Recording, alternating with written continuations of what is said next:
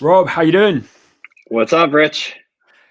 Good afternoon, everybody, and welcome to the fifth episode of the Six Sessions. Each week, I've been lucky enough to chat with somebody in the growth space across marketing, sales, and customer experience. I'm kind of hoping that hanging out with interesting people will rub off on me, making me smarter by default. That's my grand plan. These are designed to be short and sweet and hopefully full of insight. And it's definitely unfiltered, which also makes it fun, hopefully. Hopefully, we don't say anything that's too offensive. But my guest today has done some of the hard yards in the SaaS scene. With nearly 15 years at the exec level, he's grown early to mid-stage SaaS startups on both sides of the pond. He has a real focus on driving growth by ensuring his teams work smarter and more collaboratively, with a big emphasis on positivity and high energy. He's definitely a strategic thinker. He's creative and analytical, which some might say is the complete growth package. He's also an advisor, an investor, and a regular speaker in the growth space. So with all that in mind, I'm excited to welcome Rob Massa on. Rob, welcome. And thanks for having me, Rich. You're fifth in line, but that doesn't diminish the fact at all. And you are actually the last of the year. So this is the last one we're going to do because I didn't fancy doing one on Christmas Day. I'm glad I wasn't your first choice. Fifth sounds right about where you've got to work up to the big hitters. That's how this pans out. Yeah, I totally hear that. How's it been going? Very good, thanks, mate. It's been a bumpy year, but it's we've finished strong and it's going well. Yeah, you guys seem to be crushing it. You're hiring a ton of people. Yeah, it's one of those things that if you'd asked me how I would imagine the year panning out in March, it would not be that we have. So since the pandemic started, we've hired 9 people. And we've got another kind of like eight roles currently out there as well. And we've grown our Canadian team. It's not how I expected this year to go. How's 2020 been for you guys? It's been incredible. We obviously our business kind of strangely lends itself well to the pandemic, given that it's work collaboration. We've hired a brand new commercial team in London. I think we're up to about 17 people that we've hired since June or May. And then, we're just continuing to pour that on next year. Nice. So, I mean, you briefly touched on it, but top level, what's your business? What does Forecast do? Forecast is essentially an all-in-one platform for services companies to operate their business. So, within the platform, there's your project management component, your resource management component, your time tracking component, and then your project budget financials. I think where the challenge that we're solving is there's tons of services companies out there that have all these functionalities, but they're all in different places and they're all disjointed. And as companies scale, like you guys, it becomes more and more difficult to make sure that the data is marrying up properly. And projects are running on time and profitability staying where it should. So we basically solve that problem leveraging AI to automate all those processes through one platform, which essentially makes the project manager less of an admin worker, more of a commander. That's like as an agency lead, it's one of the questions that we've probably asked ourselves most, and I get asked by other agency leads repeatedly is what platform do we use to run the agency? Like, what is it that is kind of running that back end stuff? And it's a very similar, like the way you just described it, very similar way that we pitch in something like HubSpot, where we're talking about like one platform to tie everything together and actually reduce some of the frictions across a business. It's funny you say that, because we actually have been talking internally a lot about how we're kind of like positioning ourselves as, like, obviously we're not marketing automation, but from a project management standpoint, almost the HubSpot, because we want to encompass everything. Like, we're essentially like, we want to be not just a project management platform, but we actually are the system of record for the services company. Yep. So they can operate their entire business. It's not just your PMs logging in, but it's also your COO, CFO, and those are the people that are really getting the outputs out of the platform that really drives the business forward, because they're able to essentially make decisions based on how projects are running and how profitability is running. How does that change the way that you kind of go to market with it as well? Because yes, you are selling a product, but you're pretty much selling wholesale change across an organization when you're changing all of those tools. How does that change the way that you take it to market? Yeah, change management is a big part of what we offer. So when you bring in something like forecast, like you said, you're not just necessarily replacing one tool, you're replacing probably two, if not three. And once somebody signs on with us, we basically do a full discovery session on how they're operating their business to understand how we can best fit that into forecast and then evangelize that through the organization. So our customer experience team does a fantastic job of essentially like breaking down in silos how the company's operating and then how they would best operate within forecast, and kind of dividing each team up into with permission levels to actually train them on the product for what they actually need, the purpose for. Well, speaking from experience, so our agency obviously has just gone through the switch over to forecast. So we replaced like a handful of tools across the agency, and it's the only piece of it's only platform or piece of software, however you want to look at it, that has touched everybody across the agency. So it's such a seismic shift. And like your CS team has been great in making sure that we're all trained. And I think there's like been follow-up appointments and we've had questions and stuff like that. And that change management piece is like crucial for that rollout. So if anybody in the agency space is looking, then you should definitely have a look at forecast. It's my tech interest was always piqued when you start talking about some of the AI pieces, but I know the team are liking the project pieces more than that. So what's your role at Forecast? So I'm the CRO, essentially oversee basically anything commercial. So anything from marketing, sales, customer success, from figuring out who we need to target to getting them in as a customer. And then as their customer, how are we going to, create a really positive relationship and eventually expand them and renew them over time. And do you come from a marketing or a sales background? Interesting. So originally sales, and then I kind of veered into customer success a little bit, and marketing got more interesting to me. And as I realized how much it actually interacts and needs to interact with sales and CS, and it all needs to be kind of one engine. And that's what really drew me to marketing.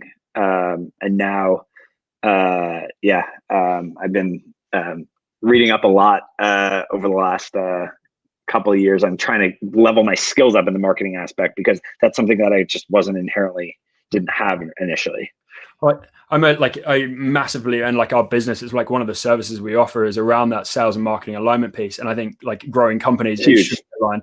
And that CRO role, it's difficult to say in a mouthful, but that CRO role is like, it's key to that is having that focal point that allows you to have ownership over both sides and you can start to pull the strings where you need to. It's funny that like the one thing that I always, like whenever you come across somebody in that CRO role, like typically they come from the sales side and move into the marketing side. Why do you think that is? It's funny because I think initially when CROs came out, people look at revenue, right? And they think of, oh, well, we need new sales to get revenue. Yeah. But the reality is it's way more than that. A good example of this is like when I came on board Forecast, we really put a big emphasis on making sure that we're bringing the right customers in. And that comes from a marketing alignment first to make sure that we're going out and we're targeting the customers who are actually going to be a good fit for the platform. It comes from the sales component of making sure that everybody they're talking to qualifies and actually is the right fit to use Forecast. And obviously a CS perspective, how are we going to onboard them to make sure that they're going to stay with us for a long period of time? And if you don't have those things together, then it makes what's going to happen is your sales team is going to go out and they're going to sell to whoever. They'll probably do great and they'll probably grow the business really quickly right off the bat, but then you'll turn around in 6 to 12 months and all of a sudden you'll have a ton of churn because there's no alignment between marketing, sales, and customer success. When there's alignment, everybody's going towards the same goal and you actually end up selling a little bit less, but keeping the people that you do sell a lot longer, which in the long term is actually going to provide more scale for the business. So what initially got you into the whole kind of growth space, and particularly like the SaaS scene? Like, how did you end up with it? So I started in SaaS, about 15 or so years ago, a little more, in New York. at a company called Intelligence. It's basically where I grew up. Started there just basically doing pure sales. Ended up moving up, managing a team, and then I ended up towards the end of my tenure there, was actually the CRO. Went from there to BounceX, also a New York-based startup. BounceX was on a crazy growth trajectory. When I joined, early days, but that company scaled from, I think when I joined, we were about 50 or 30, 40 people. We scaled to, when I left over in May for Forecast, we were about 400. And that was great. It was your typical growth stage SaaS company. And one of the things that I think is really unique about those types of companies, and especially now with Forecast, is just the general feeling within the organization, and like the feeling of like, we can all do this together, and we're going to build the next, unicorn. And lots of SaaS businesses have that, and they have that general feeling, and everyone's super invested in making sure and trying to get to that huge goal, and being one. There's so many different awesome companies out there these days that are growing so quickly, that it's just so fun to be a part of it.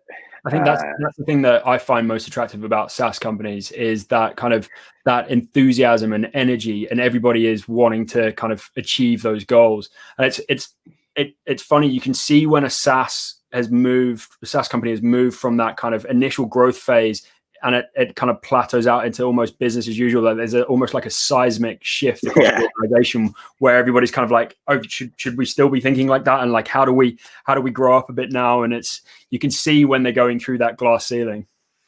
Totally, man. And it's interesting, because I think there's a specific motivation that people have, to basically push the envelope and go the extra mile to push those companies to the next stage. And there's always something else. So it's like, whether we're gearing up to raise, a Series A, and then once you raise your Series A, it's like, up, now we got to gear up and raise for Series B. And then once you raise your B, it's like, up, you got to raise up for C. And then it's like, well, are we either going to get acquired, or we're going to go public? And I think all of those milestones really inject just a ton of enthusiasm into people, and kind of, creates really just a unique atmosphere with employees. Have you gone through that IPO journey? No, I have not IPO'd. But that's one of the things I find interesting, is like how you go through that. Like, you've got all those milestones, and then IPO always seems like the last milestone, and you're like, then what? Like, how do you then motivate past that point? Then it gets boring. Yeah. That's when it gets boring. So what excites you most about marketing, or like the growth space at the moment? I think, honestly, just like obviously with everything going on with the pandemic, you're just seeing different strategies come out. Like, I would argue that, you and I wouldn't be conversing right now if that weren't the case. Everyone's evolving, and kind of, what will be, if and when, crossing fingers, the vaccine works and comes out and everyone has it. I think just in general, like, marketing has shifted, and it'll change, and you're going to see a lot more video stuff. You're going to see a lot more virtual events, I think, still. And I think that it's going to be interesting to see how those things evolve over time, and how collaborative they're. Also, just the general ability to now, I come from an e-commerce background, so I'm always thinking about the way that e-commerce companies are marketing themselves. But just like, even on social right now, it's so much easier to buy things. You go on Instagram, they've made it much easier to make purchases. I think that's only going to increase on not only Instagram, but all these different channels. I feel like every channel that I'm engaged with has just gotten super efficient at extracting money from me at the moment. Totally. How many times have you ripped up your marketing plans in the last 6 months? Oh, definitely a few. We actually have a new head of demand gen coming in January in the UK that we're really excited about, and she will likely put in some new stuff that I think is really going to help push Forecast to the next level. So touching back on forecast. So you're sat in quite a crowded space. So there's plenty of apps that do bits and pieces across that. How do you guys navigate being in that space? How do you grow in a crowded space? Yeah, I mean, I think we have a very unique differentiator, and I actually look at it as sure, you can say that, we're in the same space as Monday or Asana, but the reality is that you would have to use a Monday or an Asana and a resourcing tool and spreadsheets in order to accomplish what you can at a forecast. So while those are, don't get me wrong, fantastic technologies, it kind of serves a bit of a different purpose. Yep. So as we're positioning ourselves as more of like an all-in-one platform that delivers output versus delivers features, it's given us a leg up on the market to kind of come in with that new approach that I think a lot of people just aren't used to seeing. So you've got the new demand generator coming in January. Outside of that, what are your plans to grow in 2021? So we have pretty lofty growth goals. We're targeting to basically triple the business by the end of 21. Go big or go home. Yeah. So really actually, nervously excited for that. But what that means is we're obviously going to have to add a bunch of heads on the commercial side, right? So we'll be adding, I think about 40 heads total next year, maybe more. And then towards the end of the year, plan to open an office in the US or the early 22, depending upon how things go. But that's definitely a near-term plan for forecast. We know that there's a massive market there that already organically, totally by accident, 25% of our business is in the US. So obviously a market that we want to exploit. So big top line question, what's next in marketing? If you have a magic crystal ball, what's coming next? So kind of dating back to what I was saying before, I think a lot of these virtual events are going to be becoming more engaging. And what I mean by that is like right now you have virtual events and they're basically just like Zooms, and you have like one or two people talking with very little interaction. I think in order for those to succeed in the long haul, there's going to need to be evolution with more interaction. So I see some, whether it's Zoom or some other tools coming out with just way more interactive ways to conduct those. Yep. I think is going to be incredibly powerful over the next few years because, while when things hopefully go back to normal, I think that virtual events will continue on because they're cost effective.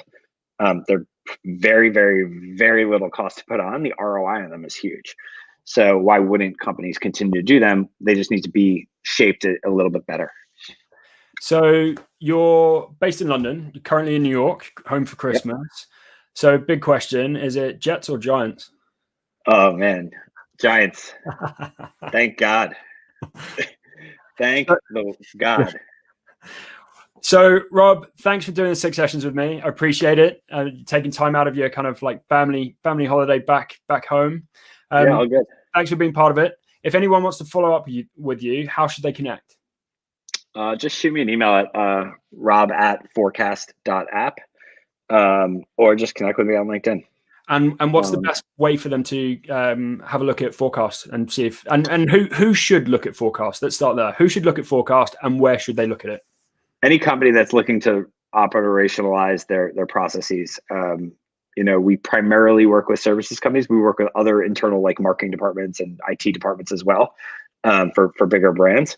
But companies that are looking to optimize their project management, resourcing, and project budgeting to understand project profitability, whether that be with current projects or future projects, to understand what projects they should be working on. Nice. And where should they find out? What's the URL? www.forecast.app. Perfect. And any parting wisdom that you want to share with everybody on a Friday afternoon?